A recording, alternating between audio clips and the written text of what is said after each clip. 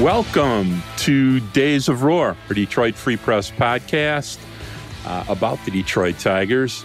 This is week 7. My name is Mark Gorash. I am here with Free Press beat writer Evan Petzold, who has been camped out at Comerica Park since last Friday, and they still didn't play a game today. Ev, how you doing?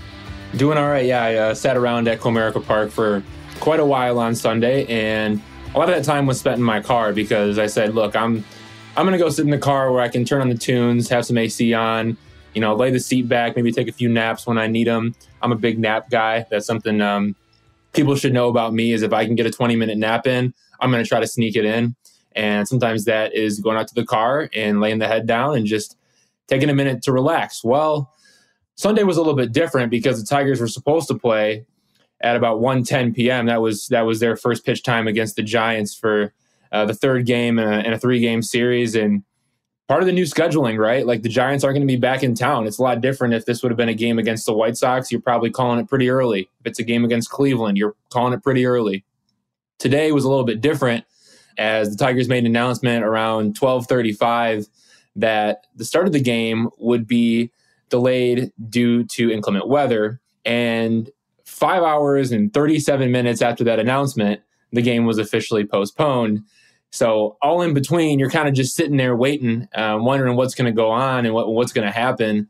And Mark, the thing that sucks was on Sunday, the weather really wasn't that terrible. Look, it cooled down at night. I totally get it. It cooled down at night. There were some scattered showers here and there, but there was a solid window in there where they could have definitely gotten in an official game. And that's only 5 innings.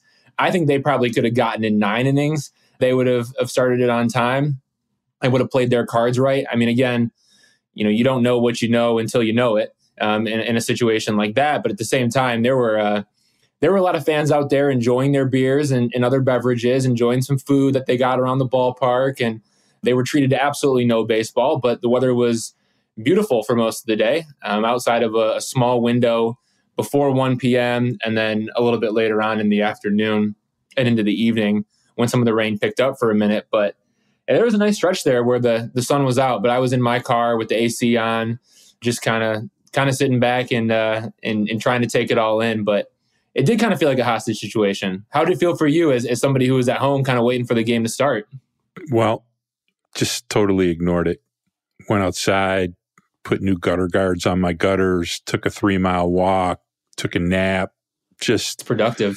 Here's what I'll say to you about the Detroit Tigers, and I think my feelings, especially the last 7 years, are pretty well known, which is, and I hope my bosses don't get too mad at me when I say this, so I'll say it as nice as I can, but it just seems like this iteration of the ownership and pretty much every offshoot of anything they touch just doesn't seem to be cleverly operated. The game, how they didn't start the game. I mean, I get it. You wanted to wait a half hour, but I mean, come on. After a half hour, they should have said, yeah, let's wing it and we'll see what happens. And the game would have for sure been an official game, probably over. Instead, they just look like they have no idea what they're doing. And that just happens in too many things that go on there way too often. And let's just leave it at that. Let's get into the baseball. I think the rest speaks for itself. A lot of interesting things this week. And as I like to do at the start of every one of our pods, the Detroit Tigers were 3-3 this week. Hard to believe. Should have been 4-2. Gave a game away. But as part of the journey, maybe the game they gave away motivated them to play better the next 3. Quality of baseball definitely improved this week. Not sure how much the offense improved this week besides Nick Maton, but bullpen, which is just an absolute disaster, somehow pitched very well the last 3 games, and coincidentally, they won all 3 of those games. Didn't hurt they were playing a terrible San Francisco Giant team, missing their 2 best hitters, but nobody remembers in August that San Francisco was missing their 2 best hitters. So all in all, 3-3 week. Quality of baseball started to improve. Had a few pieces of drama with Javi Báez. So what'd you think of the week, Ev? We'll get into the Báez after you kind of recap what you thought of the baseball. Yeah, the week for me on Monday started with 36 holes of golf. I'm getting back into the swing of it. That's a sport that I picked up in high school for a little bit and then, dropped off a little bit and wasn't super consistent with playing. I was kind of like a, 4 or 5 times a summer type golfer. And I have dedicated this as the summer of my wedding, the summer of the Detroit Tigers and covering the team, and the summer of golf. So if any listeners out there want to golf, shoot me a DM and maybe we'll go out and play and we can shoot the shit and talk some Tigers and have a good time. But as far as the baseball stuff goes, Mark, yes, the game on Tuesday was not good against the Blue Jays. The Blue Jays hit a ton of home runs and they made the Tigers look silly. The game on Wednesday, the Tigers lost 3-4. And you're right, they had a chance to win that game. They should have won that game. Troy Wingenter came in and had a ton of issues in the 9th inning, throwing strikes and just couldn't get the job done. There were some questions about A.J. Hinch's management of the bullpen in that game.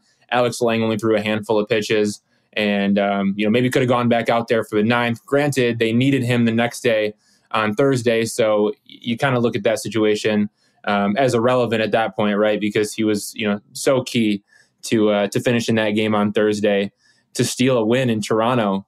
But look, like if Trey Wingenter throws the ball well and he throws strikes and he doesn't look scared as can be out there, you probably do win 2 of 3 against the Blue Jays and you're feeling a lot better about yourself. And I think that's probably the biggest takeaway from that series is that, look, the Tigers beat up on the Giants. We know that. The Giants are not very good. But they played a pretty good Toronto. I mean, it's a really good Toronto team. Let's just call it like it is. And should have taken 2 out of 3, only took 1 out of 3. I think one of the things that probably gets overlooked this week is the Matt Manning injury, just because of the implications of that. So he's in a proactive boot. He's got a knee scooter that he's riding around on. He expects to start throwing pretty soon. Hopes to be back on the mound in about 6 weeks. Basically, it was the last pitch of his start, and it was just a comebacker from Alejandro Kirk, and it was a 2-strike fastball with a 97-mile-an-hour exit velocity. Deflected off his right foot, rolled the first baseman Spencer Torkelson. Manning went over to cover third base. He completed the 3rd out. Inning over, outing over. Pretty good outing, in my opinion, by the way. I mean, he allowed 4 runs, but he only walked 1 batter and had a couple strikeouts there over 6 innings. I thought his overall performance was probably better than the box score indicated. 3 home runs came back to haunt him. But it's a tough blow for a guy who has just wanted to get healthy and wanted to be healthy. He sat after the game. It's just a foot. It's no big deal. Not so much. So it's going to be about 6 weeks until he's able to get back out there and do his thing and find his way back to the mound. Hopefully it's a speedy process for him because he was showing some positive signs coming out of a rough start of spring training. I thought he's looked pretty good as of late. I thought his secondary pitches were really good against the Blue Jays. So kind of one of those things where it's a freak accident, nothing he can do about it. But it's the 5th metatarsal on the right foot, and that's the pitch. That's the part of the foot that you use to push off the mound. That's got to be healthy and intact if you want to pitch in the big leagues or pitch anywhere or walk for that matter. To be completely honest, so yeah, hopefully he gets better soon because the Tigers are going to need him. Manning, I thought threw well. Yeah, he got hit tag for some homers, which is quite unusual for him, by the way. Not a guy that gives up too many homers, but his secondary is definitely improving. I'm excited to see him healthy, but that's something I've said for 3 straight years. So we'll hopefully heal up his foot. Hopefully it's shorter than 6 weeks. It could be as short as 4. I know he kind of cracked it, and those things are weird, but he's young, and I'm sure they'll do everything to facilitate healing. In the meantime, we got Michael Lorenzen back. His stuff was really good. His location was horrendous, and he suffered pretty badly for every mistake. Joey Wentz was really, really good yesterday. Glad he's still in the rotation. Had some good developments this week with the bullpen also. Jason Foley has maybe never looked quite as good as he's looked this week. I looked something up last night. He threw 3 changeups yesterday. All three were tremendous. Two he got swings and misses on. He only threw about 40-plus changeups all season last year. It's a developing pitch for him, especially to left-handers, but damn, it was really good yesterday. Holy smokes. And if he can throw that pitch with any level of consistency, and his slider has slowly been improving all along, his command yesterday of his fastball was just so precise. He's definitely on the edges, both sides. That was very encouraging because he's one of their few reliable relievers, and it was good to see him throw well. Did you notice a change yesterday? Yeah, no. I mean, that's a guy who could be a dark horse for a closer, back end of the bullpen, high leverage type guy. I mean, he's somebody that doesn't get talked about enough, I feel like. But the turbo sinker is real. It's a great pitch for him. But the question has always been, okay, what else can you give me? What else can you do? Can you throw a slider consistently? Can you mix in a changeup? And the slider obviously has been that work in progress. We've seen him at times, both in spring training and the regular season, rip off sliders that just look gorgeous. They look beautiful. And you're saying, okay, can you do that again? And sometimes the answer to that is no, not right now. But I think for him to be able to develop a second pitch into his arsenal, regardless of which one comes on first, whether it's the changeup that he's using or the slider, I understand he's going to use those to, different sets of hitters. But to be able to develop one or the other, to kind of just give him a second weapon to really go to and have conviction in and throw like he knows how to throw, it's a difference maker for him. So yeah, I mean, a big difference in Jason Foley. I think his confidence is continuing to rise, and they're going to need him. You talk about we've talked about it, last 12 outs, the importance of that. And that's exactly what the Tigers did. They did that against the Blue Jays in the last game of the series on Thursday. And they did a really good job on that, getting more than 12 outs in Saturday's game, a 7-6 win. Lorenzen got tagged for 6 runs, all of them early, and then the bullpen slammed the door. It was the first time the Tigers bullpen has thrown 7 or more innings in a game and allowed no more than 1 hit since May 2nd, 2013. So they were absolutely lights out for 7 innings in that extra innings win. And yeah, I mean, some fun baseball being played. You come out of Toronto, you steal a win at the end, and then you allow that momentum to carry over. And Nick Maton hits a walk-off home run on Friday in a 7-6 win in the 11th inning. And then on Saturday, it's Miguel Cabrera getting into the mix with a walk-off single back up the middle. Came off the bench as a pinch hitter. It's his first pinch hit walk-off of his career. And it's more fun baseball. You see the momentum building, you see it growing, and you kind of see some of maybe what could be. Again, it's right. It's a rough Giants team, but the Tigers were able to execute in certain facets of the game. They were able to execute when they needed to in the big moments, and I think that says a lot about probably where they're at right now. Now, again, look at the score. Right, it was 7-5 on Friday, and it was 7-6 on Saturday. Both those games going to the 11th inning. Those both very easily could have been losses, Mark. I mean, that's what we know about extra innings. That's how the game works. It says something that they stepped up in the clutch when they needed to, but also they didn't really lay it to the Giants, and the Giants aren't that good of a team. That's a little bit concerning. Let's talk about the clutch for a second before we get to the Javi Báez drama. I did some quick diving on how the Tigers are hitting in leverage, and it was pretty consistent across the board. It was around 200. They're pretty well below league average, and they've left a lot of things on the. They have not cleared their plate very many times. They've struggled in leverage. I think Wolfie Maton has bailed them out multiple times this week, hitting homers with people on base, getting some big hits. Jakey Rogers has really helped them at catcher, gotten a few big hits, also stepped up, seems to have kind of rest away from Eric Haas, the number one catcher designation. I think Jakey will probably catch at least 3 out of every 5 games. Haas is going to play, and I want to caution people, don't get too down on Eric Haas. Last year, he hit 170 in the first 2 months of the season, and he had a 140 WRC plus with close to 20 homers in the last 4 months of the season. So not a great starter, a hell of a finisher, and he'll be pretty important to their run scoring as the year goes on. We swapped out Kreidler for Nevin.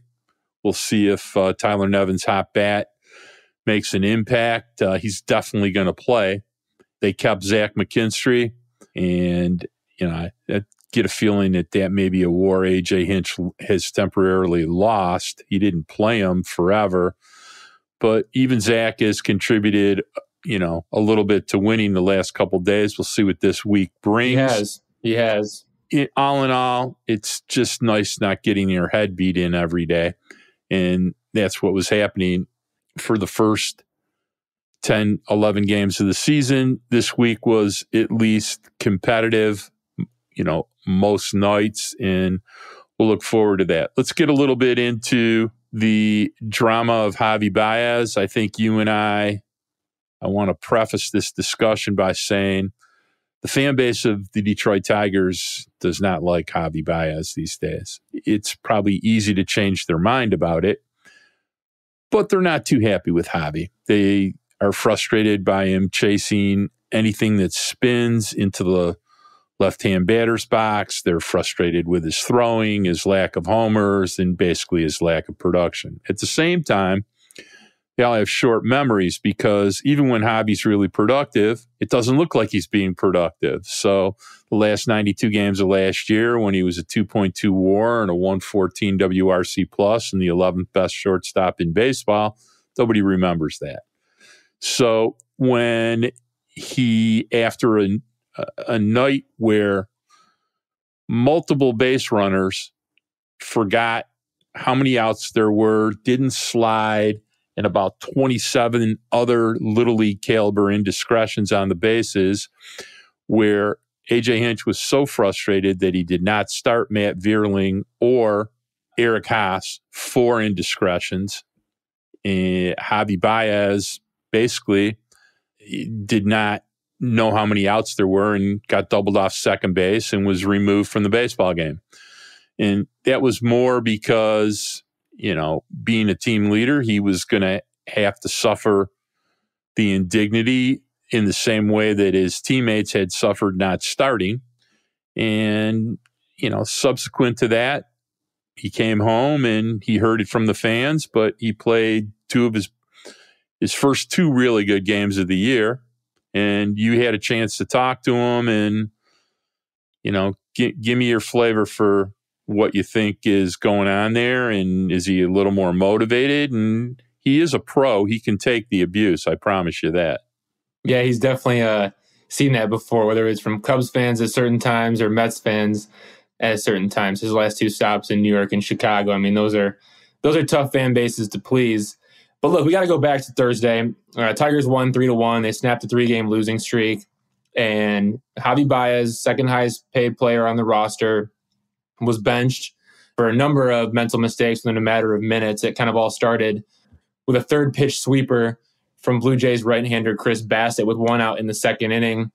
Báez was batting sixth in the lineup for the first time all season. Only the third time he's batted sixth since signing with the Tigers and joining the team. He entered Thursday hitting 100, so 4 for 40, without an extra base hit.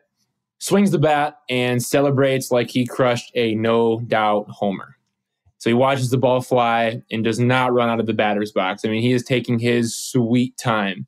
And the ball hit off the top of the wall in left field. So that's mistake number one, right? That's problem number one. On the very next play, Akil Baddoo lines out to center field. And Akil is running to the base, realizing that Javi is not like tagging, like he's not staying back on second base. He's advancing. And Akil's putting his finger up in the air, pointing like, hey, it's only one out. Báez wasn't paying attention to him. I don't know what third base coach Gary Jones was saying, but clearly he wasn't loud enough saying go back. And Javi ends up running to third base. He even rounded the base for a moment to kind of head home and swoop back to the Tigers dugout because he thought the Tigers already had two outs and he thought the inning was over. He tries to turn around after the catch in center field. Obviously, he's way too late. The Blue Jays double him up, inning over. And you just saw A.J. Hinch's face in that moment. And I think you kind of realize what was going on in that guy's head. I mean, he knows he's on camera. He's not going to sit there and yell and scream at you. He's not going to, pound his fist in the dugout or anything like that. But it was just this blank stare from A.J. Hinch And I'm sure he was looking at Javier Báez. If not, he was looking off into the distance, just kind of looked lifeless in the moment. Probably pretty disappointed, right?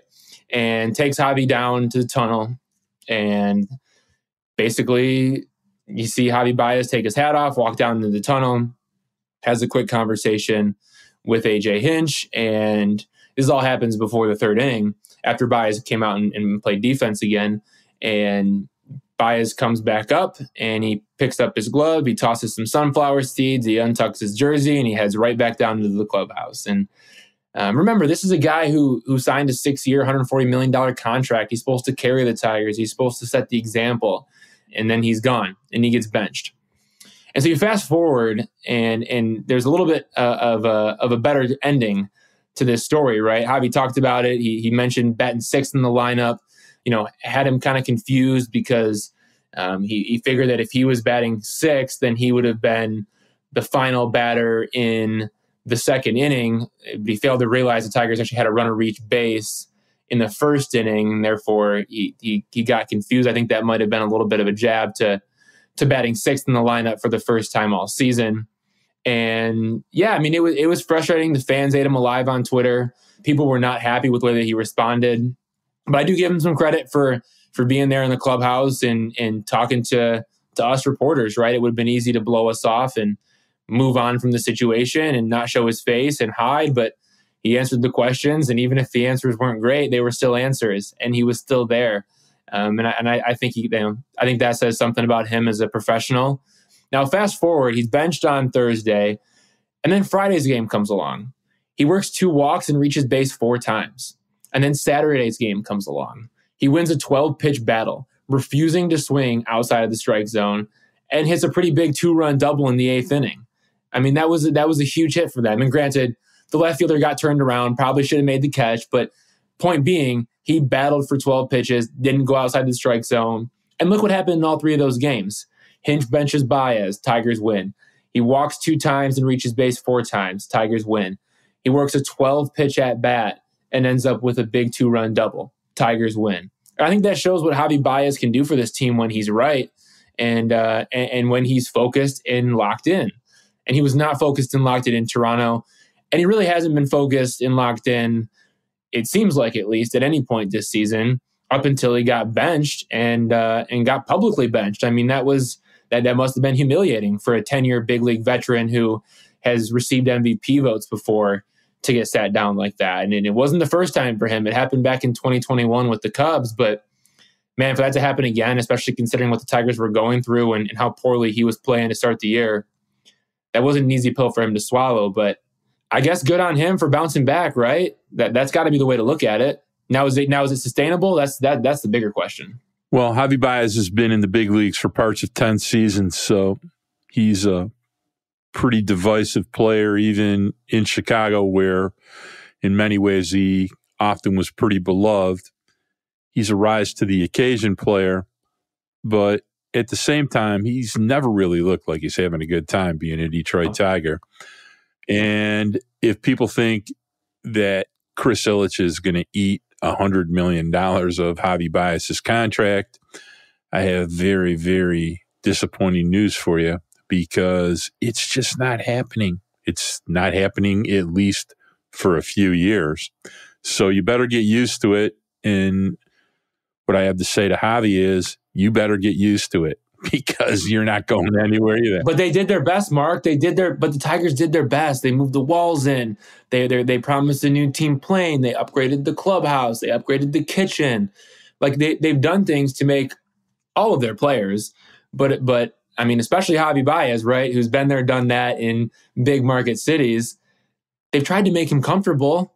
I feel like they've done everything they could. AJ Hinch went to Puerto Rico in the offseason to go meet with him and step on his stomping grounds and, get a chance to build that relationship. And the relationship is good between AJ Hinch and Javi Báez, for everything that I know. But still, it's like they've tried to make him comfortable. I would assume it's a winning thing. I mean, I assume that's like that for any player, right? Like, you just want to win, you want to play well, but at the same time, you got to put in the effort to do that, don't you? Well, here's what I have to say.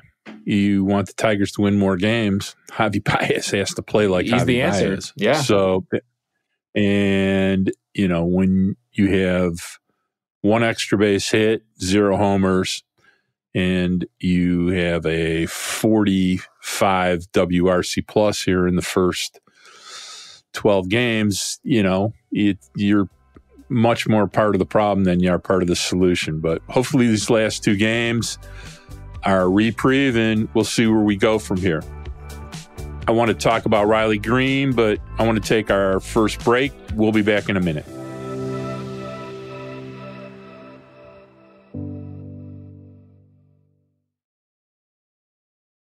All right, let's talk a little bit about Riley Greene, a personal favorite of both of ours, but it's really been kind of an inauspicious start, to say the least. He had a few good game runs, but for the most part, pretty anemic. Can see he's struggling with his swing, still having a pretty substantial issue hitting the ball on the ground, especially the pull side. Ground ball rate 54.3% going into the game today. Line drive rate down to 14.3%. Has a ridiculous infield fly rate of 15.8%. And just in general, not hitting the ball real hard the last 6, 7, 8 games. Had some of these problems last year, came back pretty strong. But I know you talked to him a little bit. You talked to AJ about it. What was the input you got both from AJ and from Riley today? For sure, yeah. Riley Greene leads the Tigers with 21 strikeouts. He also leads the Tigers with 13 hits. And he's reached safely at least once in all but 4 of his 14 games this season. There's something to be said about that. Just only because, look, like, you know how much I appreciate Riley Greene as a player, and you know how much I think about his potential, and I know the same for you. But this is a guy who has some swing and miss tendencies. He has not hit for extra base power. Inside pitches are a problem for him. Anything on the inner third of the plate, it almost seems like it's a swing flaw. And we've talked about it before, Mark. We talked about it, I think it was just as recently as last week. He's unable to create damage on pitches inside the strike zone. He struggles to lay off on those pitches that are down and in, that look like they're going middle until they break and they dive. And those are pitches that he just can't keep up with. We've seen opposing pitchers also go up and away against him, and they have been very successful doing that. So I think what AJ Hinch said was as true as it comes, right? Like, the league is going to adjust to you as a player, and teams know that Riley Greene has struggled turning on balls and putting them into the right field seats. He's a left-handed hitter, and you would think a guy like that would be able to get an inside pitch, turn on it, and just rip it. He's got a long swing. Some of that could be a bat path thing, and just kind of general swing mechanics. And that's something that he hasn't shown a willingness to change, and I don't know if he will at this point in the season, just because it's where we're at.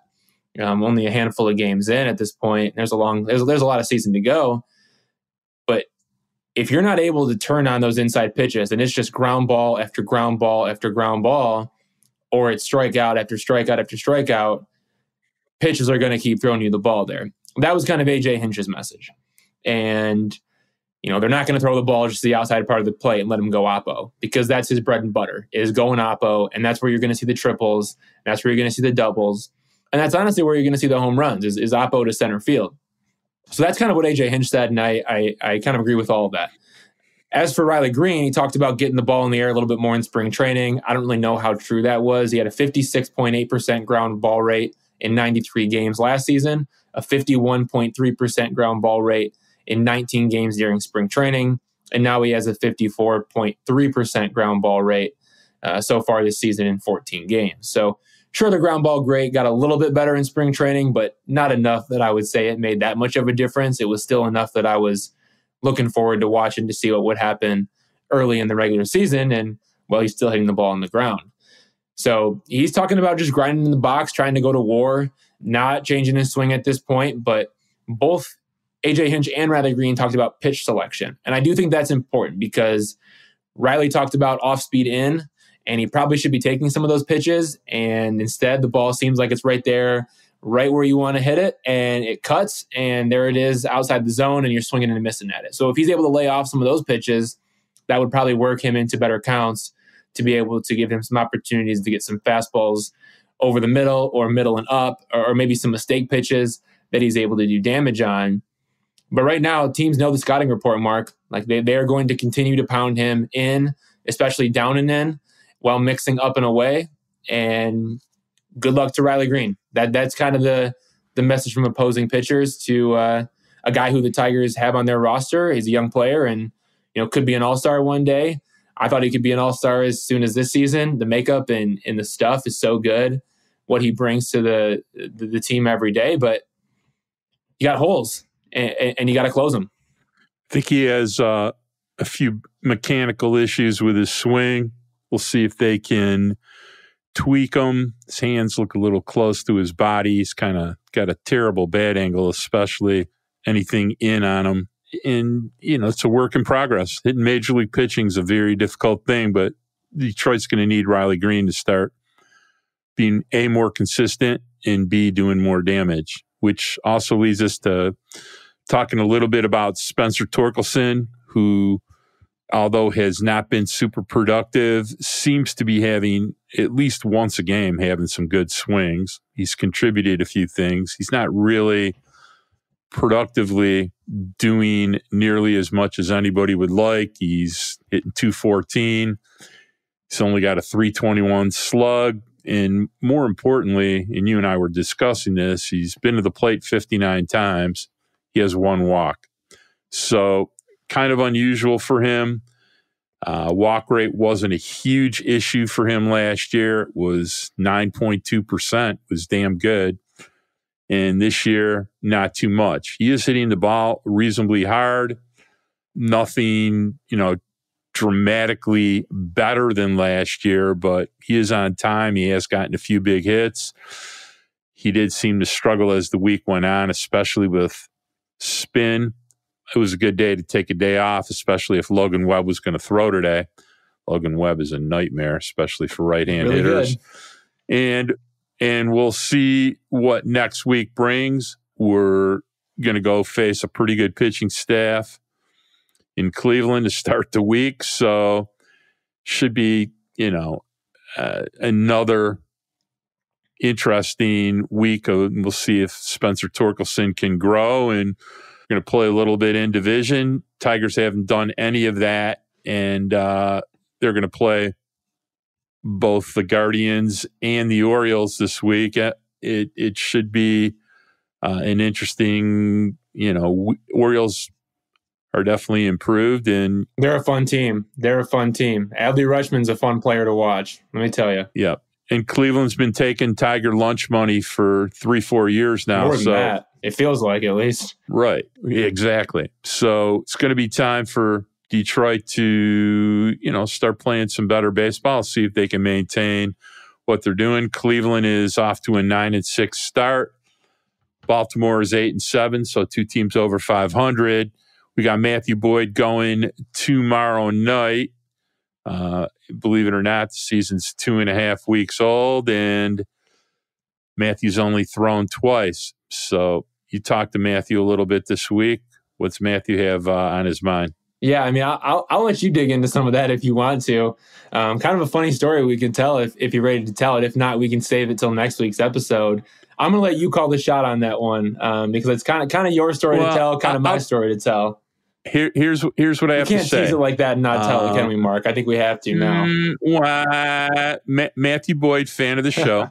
Okay, thank you for listening. We found that out. And Matthew Boyd, probably one of the nicest and without doubt one of the most charitable baseball players in Major League Baseball. That goes without saying. Maybe not the biggest Mark Gorash fan, though. Well, I don't know if he's not a Mark Gorash fan. He's not a fan of Mark Gorash. Opinions. Not being a fan of Matthew Boyd's overall performance metrics. So I'm sure Matthew and I could sit down, have dinner, and have a great time. He's a much better human being than me, but let's say that, nobody likes to be criticized, and Matthew doesn't love the fact that he thinks maybe I'm a little more critical of his performance than others. So I had no idea that was the case. I would never hide from that because that's how I feel. And the people that know me and people that know my baseball opinions know, I'm never adverse to changing them. God knows I changed my feeling about Parker Meadows, but he earned me changing them. And I think I've been probably more complimentary or more patient with Javi Báez than most, as have you. Okay. And I'm pretty patient with Riley Greene. So it's, yes, I can be critical. That's my answer. And if you throw better, stop nibbling and stop giving up random 3-run homers when we're leading 4-1 or 4-2, I'll probably be a lot more friendly to measuring the performance. But at the same time, what I did say to you to share with Matthew in just man-to-man and nothing personal. 4.25. Here was the bet. If he can have an ERA in 2023 of 4.25 or less, I'll stroke a $500 check to his charity for Africa. And I'll probably stroke a check to his charity regardless of how he does, just because it's a great charity and it deserves support. But that's the little bet between Matthew Boyd and Mark Gorash, and I hope I'm stroking the check. I think $500 is a pretty decent check to stroke for the charity. What do you think? No, he was super appreciative of that because he came up to me the other day in the clubhouse and he's like, "Hey, who's that guy that you do the podcast with?" And I was like, "Oh, it's Mark Gorash," and kind of explain a little bit about you and what you do and how we got to know each other and some of the conversations that we've had. And Matt goes, "Man, he dogs me quite a bit." And I was like, "Oh yeah." And he goes, "Not just this year, like for the last 5 years." And it's funny talking about it now just because Matt was so cool about it. And he wasn't a jerk about it by any means.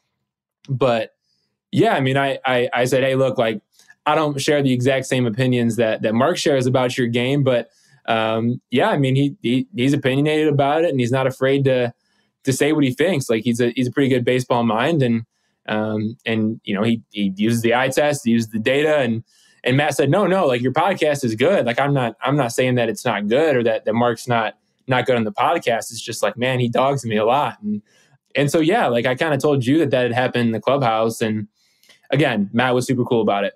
And then you come up with this idea and I go back to him and he's like, wow, like that's so nice of Mark, like to do that. Like he was really cool about it and he seemed to really appreciate your willingness to make a contribution to Kingdom Home. It's, it is a great foundation that the Boyd family has.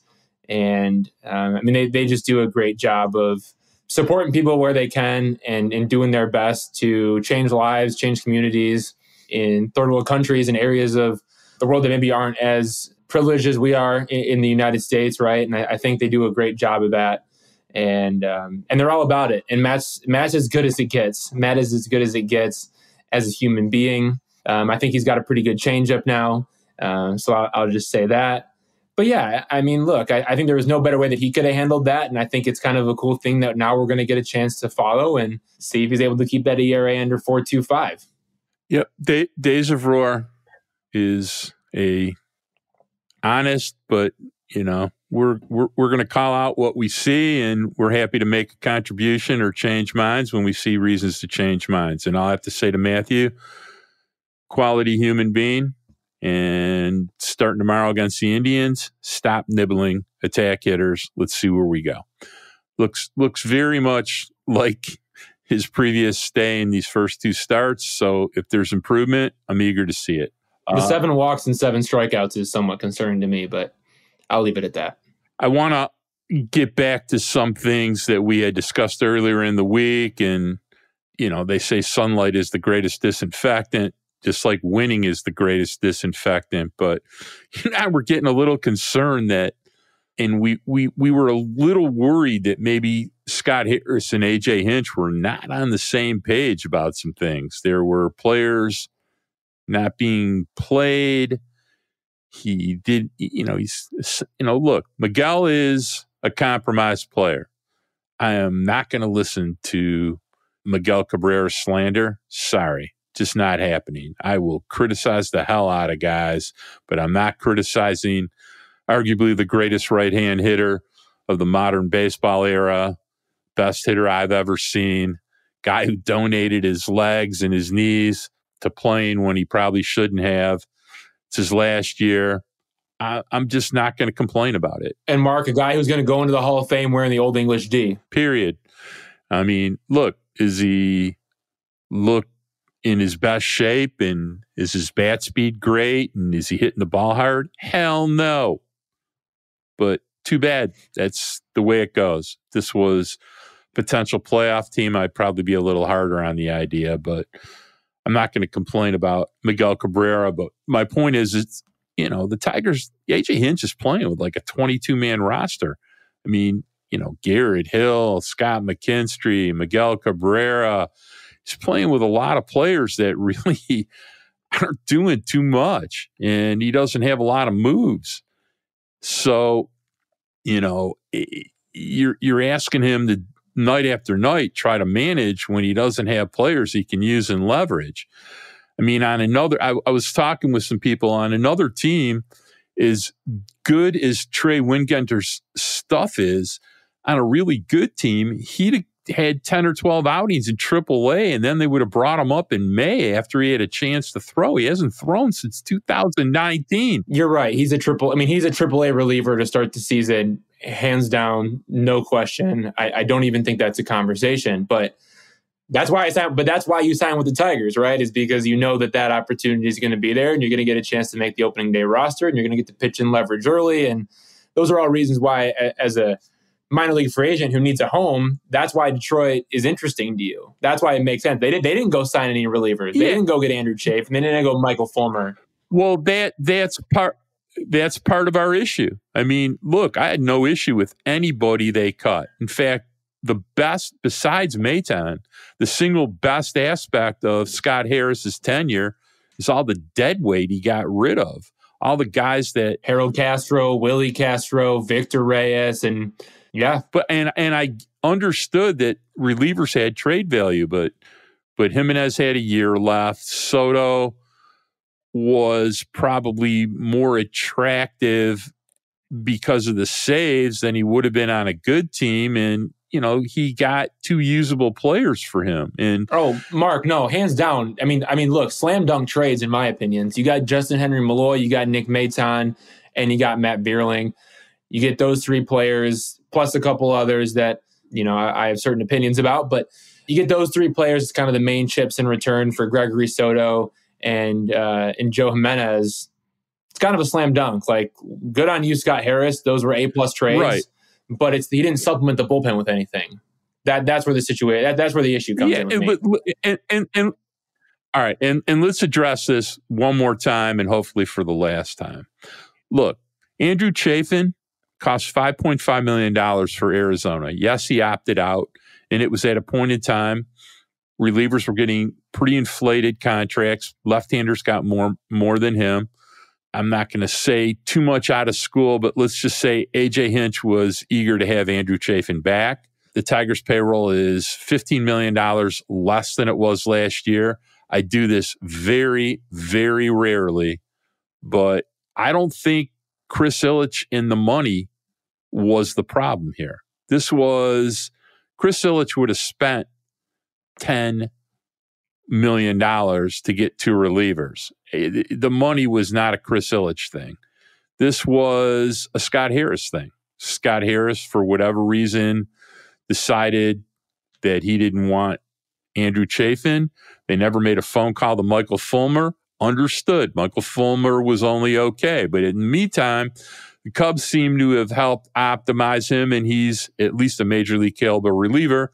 And there were multiple other choices for $4 million they could have looked to sign and given AJ Hinch two more relievers to work so that guys like Garrett Hill, who never even had a good outing in the spring, weren't on the roster to start. So Mark, wait. So Mark, what you're telling me is that this isn't the same as 140 for Javier Báez versus 300 million for Carlos Correa. This is 10 to 15 million dollars. This is $10 million to $15 million. More importantly, you want to start building a culture where people want to come here after this. You want to start getting the Detroit Tigers some respect around the league as a team that's improving rather than being just a circus of suck, well, you need to give them major league players. You got a major league manager. Why are you giving him a roster full of 4A players that haven't proved themselves yet? It just, some of it kind of puzzling to me. It's my rant of the week. Still mad about it. Yeah, they threw better. Yeah, Tyler Holton threw 3 nice innings, but go look up Holton's career. He hasn't even had a good ERA at AAA in his career, much less in the major leagues. So you want to start making fun of Mark Gorash for, making fun of the recall of Ty Holton. Okay, do some homework and go see. It's not who like you're replacing. You're replacing Garrett Hill. So I think that tells you everything you need to know. Well, which at this point, anything would have been better than that. And Exactly. Garrett Hill needs to be in AAA, refining his mechanics and getting his confidence back about throwing strikes and getting outs. He's not going to get that in the major leagues. And he has some stuff, Yes, they missed Bo Brisky, but Bo Brisky didn't throw well in spring training either. So stuff looked great, but wasn't throwing well. It was getting hit around. I mean, look, I think too, the bullpen conversation, and we're probably going to have it on every podcast this year, it seems like, just because of the fact that it's a reoccurring theme. They pitched well. The bullpen has pitched well recently. They have pitched better, right? I mean, they held up in Thursday's game against the Blue Jays. They held up on Saturday for 7 innings, and then they were dominant for 7 innings. But we've talked about it before. It is not what can you do for me sometimes. It's what you can do for me all the time, right? Yep. And that's what you're getting in a guy like Andrew Chafin or a guy like Michael Fulmer, or name anybody out there who went and signed a big league deal, because the Tigers signed absolutely 0 relievers to big league contracts. It's saying that they signed 0 big league hitters to big league contracts this offseason. And I think I'm on record as saying I have a little more belief in the hitting. All right, look, I don't want to belabor this bullpen. It just agitates me. I want to take our last break, and we'll be back.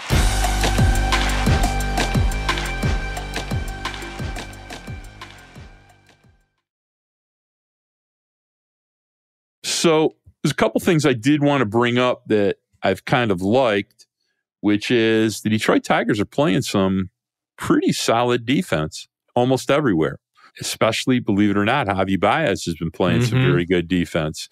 Although the metrics don't support it, Spencer Torkelson has been scooping. He has saved so many errors at first base. He's been scooping since 2021, man. I mean, it's good stuff. So good. It's good stuff. And, the outfield play has, if nothing else, been pretty solid. Veerling's been very good in right. And I just want to give them kudos. It's pretty much an A.J. Hinch hallmark. Actually, Maton has also been pretty good at third. And about the only nice thing I can say about Zach McKinstry is his defense has been not bad. So I just wanted to bring that up, that there's some subtleties about the Tigers game. One of the few good things consistently has been their defense. How about that relay in Toronto from Veerling to Maton all the way down to the catcher there? I mean, that was about as textbook as it gets. And I do not think that happens with Victor Reyes in right field or with Willie Castro in right field. I'll tell you that much. Well, here's what I also will say. That was the night Maton was playing second.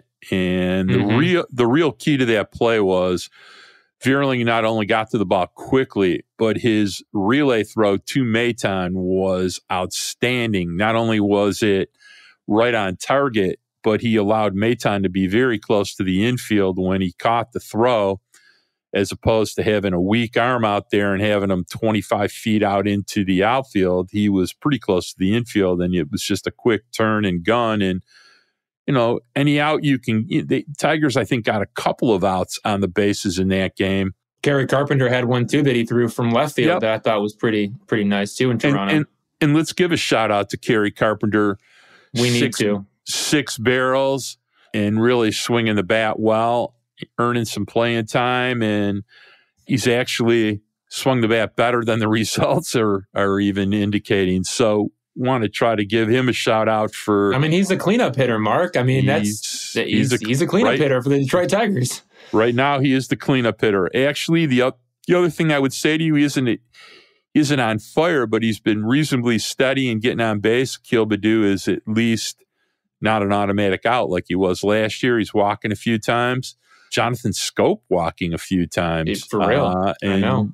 Javi Báez walking a few times too. Javi Báez walking 5 times already this year, about 30 to 35 at-bats ahead of 2022's pace. As far as Jonathan Scope goes, you and I have, we wake up every day and wait to hear that he's been DFA'd, but as of now, not DFA'd. And that's with one of your buddies and one of your favorites of the early year, Andy Ibanez, with 5 homers at Toledo, doing damage. He keeps raking. He keeps raking. So it's not like there aren't alternatives in Toledo. And I just want to bring up, people, there are certain minor leaguers that people like to follow or hear about. Colt Keith hit a 3-run walk-off this week, but he is hitting about 200. Not exactly noted to be a quick starter, struggled a little bit. Gage Workman on fire at Erie.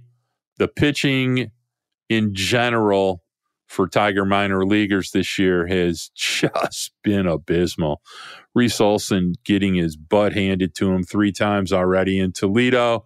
Wilmer Flores got absolutely lambasted in his last outing. I was mentioning to Chris and Raj at Minor League Report, I've rarely, and I can't remember a poorer caliber pitching staff at both West Michigan and Lakeland than they have right now. So I'm not too much pitching depth in their minor league system, and I assume that'll be a huge thing of emphasis come the draft in July. And there's a pretty good crop this year for pitching, so it'll be interesting. There's one that you like, isn't there? There's one that you like. Yeah, Paul Skeens is pretty good on LSU. Although he's given up some runs the last couple times out, he was throwing 100 in the 7th inning and had 2+ secondary pitches. So if they happen to get saddled with a pitcher at number 3, you could do worse than getting a guy throwing 100. So, I would assume Langford from Florida. There's a high school kid Brian Sikowski likes. Jenkins, who's a very good hitter that a lot of people like. And while I bring up the name Brian Sikowski, it's also synonymous with Orchard Lake St. Mary baseball. And not only have they won the title the last 2 years, but they broke the state of Michigan record. They had 77 consecutive victories. And I want to give those boys a shout out because that's just crazy. I think they're closing in on the national record. They have not lost a baseball game in 2.5 years, and they play all comers. I know that you got a chance. I think you went to go see Brock Porter last year, didn't you? Or no? No. I did. And, but St. Mary's. Jeff Seidel did. Jeff Seidel did and went and saw him. So he's got the full report on Brock Porter. St. Mary's plays in the toughest conference in the state of Michigan. And, what they've done is something that I would argue will never be done in high school baseball in Michigan again. And I think that both you and I want to acknowledge the greatness of that. Matt Petrie and his entire staff, it's pretty outrageous to, they have a chance to set the national high school consecutive, game win streak, I think maybe in the upcoming week. I think it's like 84 or 85. So they're getting pretty close, 77 wins. And I thought it was important, a baseball podcast in the city of Detroit acknowledge that.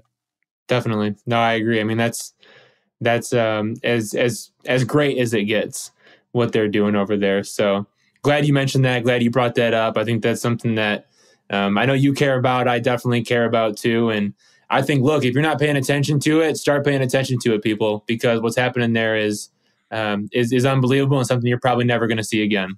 All right. Well, we got an interesting week coming up. As I said, we're start a series at Cleveland tomorrow. They play home for the Cleveland series, and then they go on the road to Baltimore. should be rested up. It's good to get bullpen's been working pretty hard this last week. It was good to get them a day off, to say the least. And we'll see if the Tigers can continue their slow, hopefully steady improvement, because I don't think we could have taken another week of horrible baseball. Yeah, I mean, I think, look, they have a chance to really build on something, and it all starts with Nick Maton. I want to just touch on him one more time before we wrap up, Mark. I know that the fans look at the batting average, especially entering into the last couple of games and saying, hey, this guy's not doing anything, right? Like, who is this Nick Maton guy? But where he's at right now, especially coming out of the Toronto series and coming out of the big game that he had against the Giants with the walk-off home run, I mean, this is a guy who right now has 3 homers, 7 walks, and 14 strikeouts in 13 games. Also has 2 doubles. And I know he's hitting 195. And I know that you look at that batting average to the general maybe fan looks at that and says, yeah, that's no good. But 313 on base percentage, 463 slugging percentage, 70-76 OPS. I mean, that's a 776 OPS. That's pretty damn good. And this is a guy who's able to hit for some power. He leads the team in walks by far. He's limited strikeouts to an extent. I think he makes pretty wise swing decisions. He drives in runs, and he plays pretty solid defense too. Like, I think there is some sneaky upside in Nick Maton to be a really good player for you. And maybe not just a platoon type player, but an everyday type of guy. I mean, look, he faced one of the toughest closers, or one of the hardest throwing closers, let's just say, in baseball when he was, in the game against the Giants, and got 3 straight fastballs that were up. And that guy reads pitches up better than anybody on the Tigers. I mean, if there's a pitch that's up, he knows if it's in the strike zone or he knows if it's not in the strike zone. And he refused to swing at the first 3 pitches. It was 3-0. He knew he had the green light, but he double-checked with Gary Jones, the third base coach, to make sure he had the green light. Got the green light, and the next pitch is just a little bit down from where those first 3 pitches were, so still at the top of the strike zone, but this time in the strike zone. And if you anything about Nick Maton, they call him Wolfie. That's the first thing you got to know. The second thing is that he absolutely crushes fastballs. And he absolutely crushes fastballs at the top of the strike zone. That's probably the third thing to know. Or maybe just pitches in general at the top of the strike zone. And he got a fastball, and he got it at the top of the strike zone, and he went deep. And to me, like, I think from what I've seen from him so far, is that this is a gutsy player. That's a tough player, tough as nails, willing to grind out at bats, able to step up in the big moments.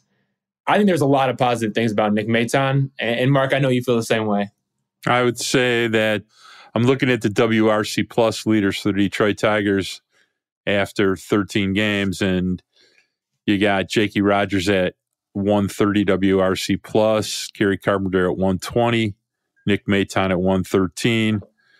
The only 3 above 100 being league average.